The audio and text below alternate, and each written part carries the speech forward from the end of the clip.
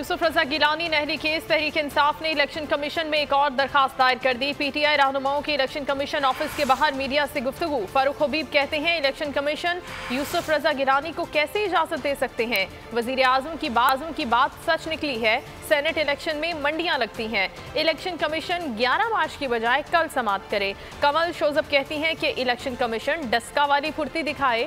Vote चोर chairman senate बनकर पूरे ऐवान को कंट्रोल करेगा। इलेक्शन कमीशन दोहरा मयार ना अपनाए, कम अज कम इजलास बुलाया जाए। जबकि मलिका बुखारी का कहना था कि हंगामी बुनियादों पर समाअत ना हुई तो दोबारा पेश होकर कौम का केस आपके सामने रखेंगे।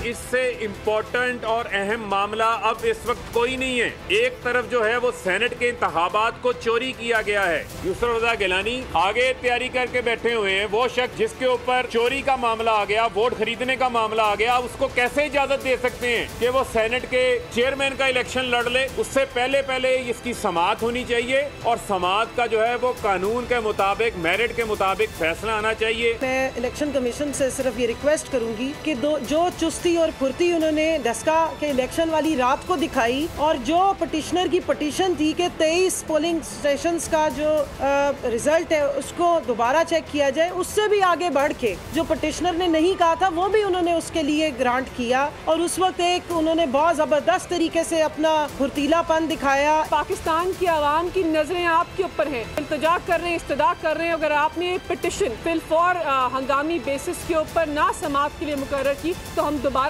पेश होंगे और पाकिस्तान की आवाम का केस आपके सामने पेश करेंगे।